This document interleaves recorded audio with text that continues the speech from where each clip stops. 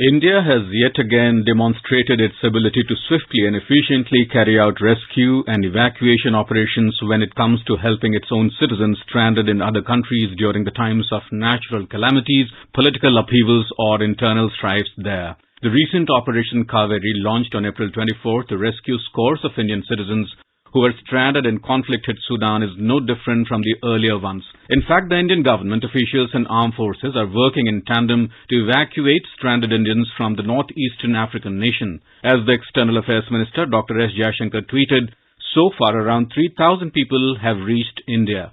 About 600 more people have been brought back by India under the mission from the violence-hit Sudan. Separately, a group of 20 Indians crossed over to Chad through the adjoining land border with Sudan. According to the Ministry of External Affairs, teams are facilitating their journey back home. The Indians were brought back home from the Saudi Arabian city of Jeddah, where India has set up a transit camp for the evacuees. Under Operation Kaveri, India has been taking its citizens in buses from conflict zones of Khartoum and other troubled areas to Port Sudan, from where they are being taken to Jeddah in Indian Air Force's heavy lift transport aircraft and Indian Navy ships.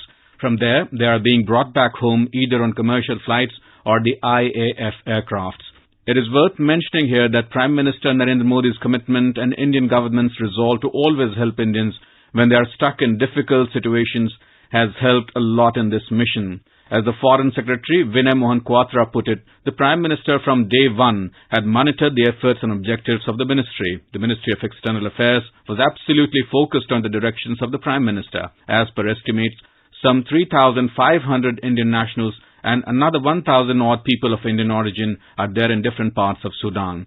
The Indian Embassy in Sudan initiated an online process, and so far about 3,400 Indian nationals have either registered online or are in touch with the embassy there.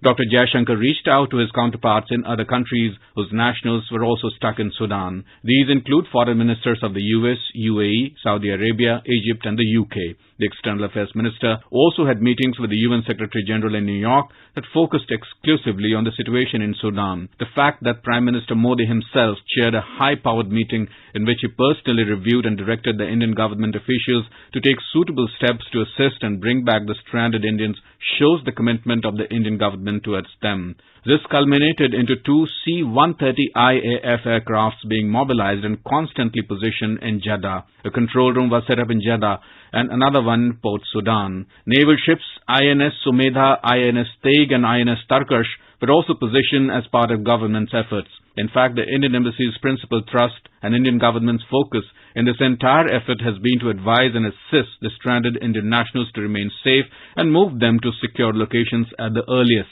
If we look back into the past decade or so, a close analysis shows Indian government has always rescued its nationals from several trouble-torn areas, from Operation Rahat in Yemen in 2015 to Operation Samudra Setu during the COVID-19 pandemic to Operation Ganga to rescue Indians from war-torn Ukraine in 2022, and now Operation Kaveri. The Indian government has never looked back and rather repeatedly and effectively proved its mettle successfully. In response to crisis in Yemen, India rescued 6,710 individuals, including 4,748 Indians. Operation Ganga successfully brought back 18,000 of an estimated 20,000 Indian citizens living in war-torn Ukraine.